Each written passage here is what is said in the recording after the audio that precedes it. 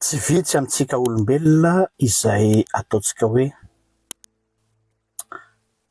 solafaka ary potraka amin'izao fiainana izao, nanimba ny fiainantsika, nandrava ny mombantsika dia samy manana ny ty visavisa ty hoe raha mbola afaka niverina tany amin'ny passé aho, tany amin'ny lasako aho dia inona no zavatra ataoko mba ahafahako mirectifier le tir, na hoe avoir une deuxième chance dans la vie. Misy fanoharana ao amin'ny soratra masina amin'ny salamy fahatelo amby zato ny andininy fahadimy hoe ny fahatanorano hody indray toy ny an'ny voromahery, ny salamo, mpanao salamo. Ny fahatanorano hody indray toy ny an'ny voromahery. Tsy hoe lasa miverina tanora fa ahoana ny fanaon'ny voromahery. Ny voromahery rehefa feno 70 taona izy dia miena ny heriny. Zany hoe ilay griffe-n'ilay misambotra biby iny lasa tsy matanjaka intsony ka mamatotra an'ilay manaporitra an'ilay zavatra samboriny fa lasa goragora ny tana. Tsy tanana zany fa iny griffe-ny iny. Io bec-ny io zany hoe io le vavany io lasa dombo, tsy maranitra intsony. Ny elany lasa mavesatra. Donc zany tsy afaka manidina ambony intsony izy ary en danger izy satria mety tsy ahavita mamelona ny tenany noho ireo zavatra ireo. Choix roa ny ananany. Soit izy manohy amin'iny dia mikiribiby amin'iny dia en danger ny ainy satria tsy avelo tena intsony. Soit izy mandray fanapa-kevitra anankiray tena sarotra nefany iakina ny ainy. Inona le izy? Dia mandeha mitokana amin'ny toerana anankiray izy dia apokany amin'ny vato io bec-ny io, zany hoe kapohany zany mba ho dombo ho tapaka. Dia alohan'izay nefany esoriny tsirairay ireo volony any aminazy izay hitany fa efa antitra dia iny mahatonga tsy afaka manidina intsony.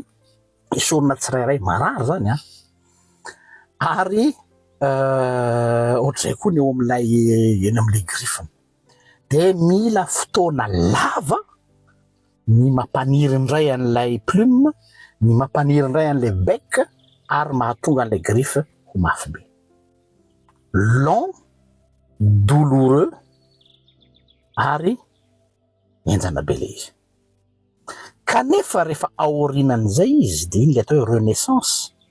Aorinan'iny izy dia plus puissant noho ny teo aloha, matanjaka lavitra noho ny teo aloha ary azo antoka indray ny mbola ahavelomany. Izay zany le sary nasehon'ny mpanao salamo ho antsika zay mila deuxième chance dans la vie. Tsika tsy afaka ny miverina any amin'ny lasa intsony. On ne peut plus rectifier le passé. Par contre, ny conseil omen'ny mpanao salamo dia zao hoe azonao atao ty option ty kanefa option tsy mahafinaritra. Mila fotoana, tsy maimaika zany. Se débarrasser ireo zavatra rehetra izay hitanao fa nanimbanao ao anatinao. Marary io satria ça fait partie de toi. Manala ny hanesorana an'izany tsy maintsy potehina. Kanefany izay le brisement efa andresahako teo tamin'ny vidéo zay. Ny nanirahana ny Jérémie dia hoe andrava, androdana, anjera ary anorina sy amboly. Tsy manorina fiainana vaovao eo ambony onaona Andriamanitra. Tsy maintsy manomboka amin'ny fandravana. Or tsika olombelona manana réflexe hiaro lay maizy azy atsika iny. Nefa dia io le hoe tsy maintsy mandany tenany. Donc zany ny fierté-nao, ny hambo-ponao, nozanao hoe ny je suis anao dia tsy maintsy à la poubelle satria iakinany aina. Donc anao safidy afaka mikiribiby sy miziriziry amin'iny ianao fa fantatrao ny anjoanao, soit manaiky an'ity le faharoa ty izay mila fotoana ho iaho maharary, tsy mahafinaritra kanefa nécessaire. Ny fahotanindranao hodindray toy ny an'ny voromahery. Nianara amin'ny aigle ohatra anankiray, ary mahavariana marina koa azy.